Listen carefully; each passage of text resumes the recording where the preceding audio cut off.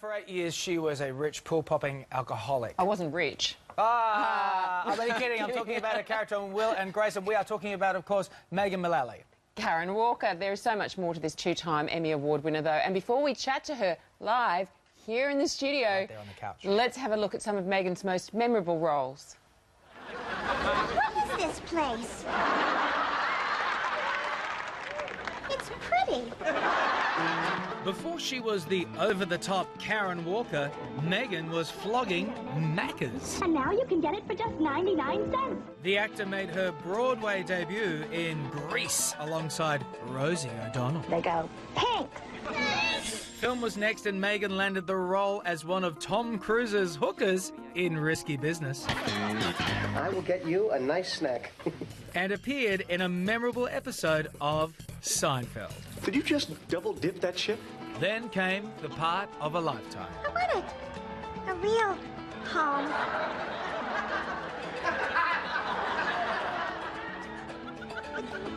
With real people. She won 2 Emmy Awards for her 8 seasons on Will and Grace. From drama... You know, that was so great because it's not about you, it's about the audience. ...to comedy, Megan continues to be one of Hollywood's most in-demand actors. We're like a big family here. Hey, Rick. I'm Fred. Rick is the other black guy. Happens to everyone, right, Bev? Yeah. Happens all the time to my black husband. Welcome, Megan, to Australia. Thank you. Oh, big round of applause. Big round of applause. Let's go. In fact, I didn't think you were going to make it to the couch because today's show's Lisa Wilkinson was really stalking you before. Oh, she was lovely. She was very lovely. I would be happy to be stalked by her. Because people obviously, you know, we've all been big Will and Grace fans over the years and know you, feel like we know Karen Walker, therefore know you. But what people don't know was that your father was an actor. Yeah. And so just tell us about that. Was acting always on the cards for you? Well, my dad was a contract player at Paramount in the 50s. Wow. Yeah, and he just did little things here and there. He never became very well known. But I would say the first time I said to him that I might want to be an actress, he was like, oh, no, no, no, it's too hard. But at the same time, he was very funny and unusual. We're looking at the Twilight Zone. Okay, here. so I've never seen this, and I really want Can you tell us to which one your see. dad is? Do you Well, know? I can't see that far. Oh, bring that we'll bring this camera in for Okay, you. here I come. Oh, no, we lost the vision. Oh, there you are. There it is. So we're thinking around here somewhere. He's in in this scene. Yeah, oh my God, I hope he's not the one standing behind everybody. He might. Well, you mean in the back they just poked his head around? Yeah. Let's say that's him. Okay, that's him. He's pretty professional. He's not pulling He's amazing. focus. He could be one of these guys coming in. Oh, I don't know. we'll do it. Because he was a contract player, so I guess Yeah. just whatever came And up. he actually became good friends with Rod Serling. And when I was born, I got a stuffed animal, a little blue, like, bear or something from Rod Serling. Wow. It was a prized possession, apparently, in our household. Then your folks ended up moving, didn't they? They left LA when you were about 6? Yeah, we arrived in Oklahoma City, where my father had grown up, and my mother grew up in Tulsa, Oklahoma, which is right in the middle of the States.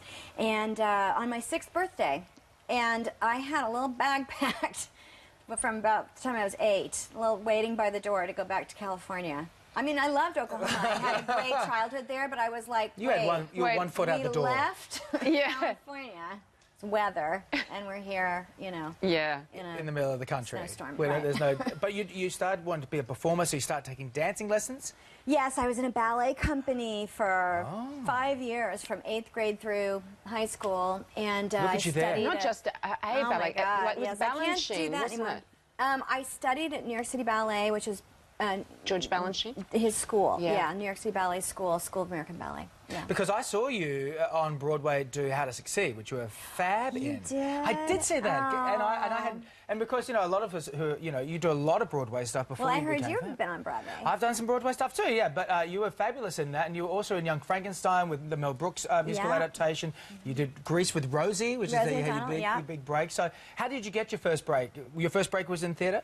Well, my first big break was really getting that lead role opposite Matthew Broderick in How to Succeed. But I was doing Grease at the time, and a friend of mine who was in the show said, you really should audition for the lead in this show, and I wasn't familiar with it, so I rented the movie and I watched it, which is pretty different. And yeah, I went in and I was not the odds-on favorite at all, but I got the part, and that was the first thing that kind of, when we did that show down in La Jolla before I went into Broadway, I got some good reviews that were in the Hollywood Reporter and Daily Variety in LA, and that was a good thing for me. And then from theatre to television, is it true that you auditioned for the role of Elaine on Seinfeld? Yes.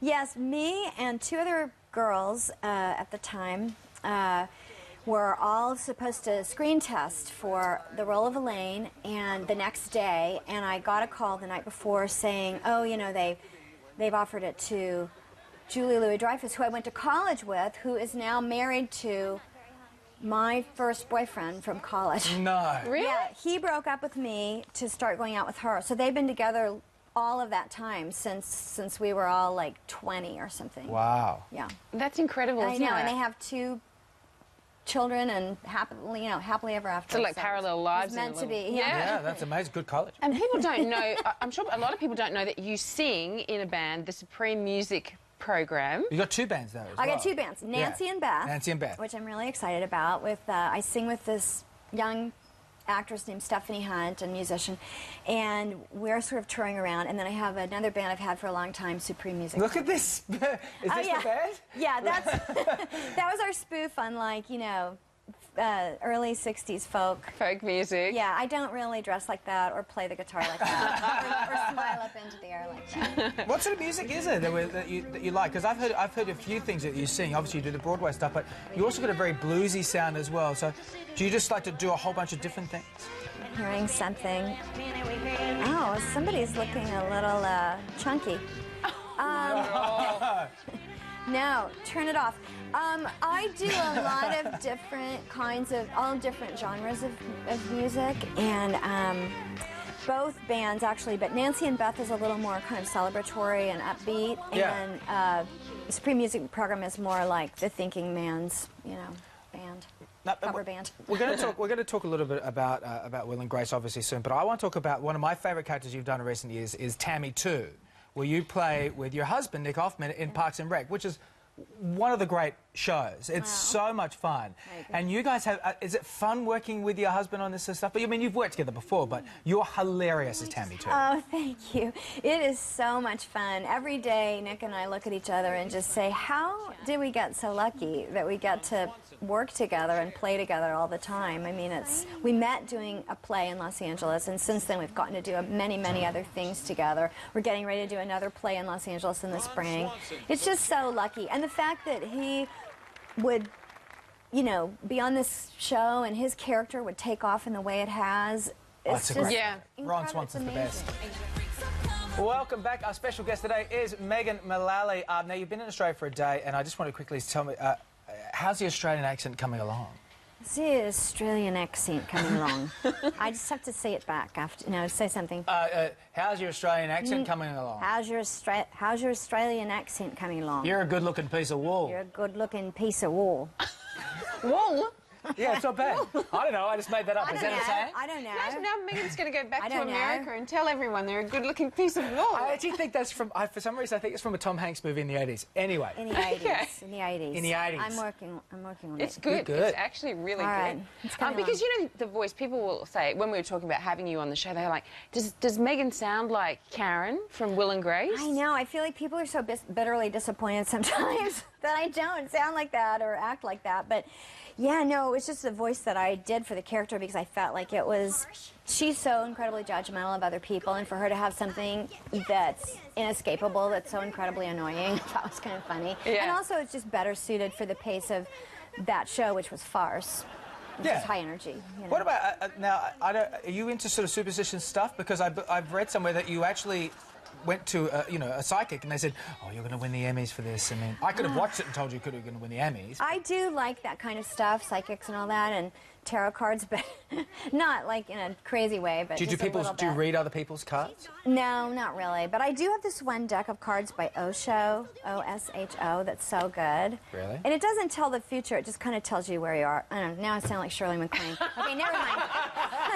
I don't do it that happen. Just a little bit. Very normal. Not crazy. Like just a little bit. Sometimes you were a dog in a past life. But when I was like 20 or 21 or something, I did hire a psychic in Chicago when I lived in Chicago and I was doing theater there. And he came to my house and he read my something, aura, or I don't know what, and he said, oh, you're going to win 2 Emmys for a television sitcom. I said, you're crazy. I'm never going to do television because I'm going to be like a Shakespearean actress and have a lot of integrity and be very important. And he said, no, actually, you're going to win 2 Emmys for this sitcom playing a secretary. And I said, well, you're wrong.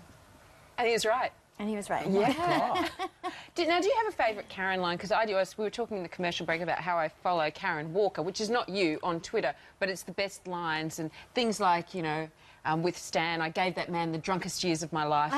You know, things like that. Do you My mind goes blank. My mind goes blank when this happens, but yeah, there were so many. That was the thing about Will and Grace, besides the people. So spoiled with the writing. I mean, that writing like that just does not come around. Did you have a lot of very input often. into the writing? Because I know you do a lot of comedy. You do Children's Hospital now and Bob's Burgers and a lot of other stuff. We mentioned a few other things as well. Did you have a lot of input with the writing with Karen?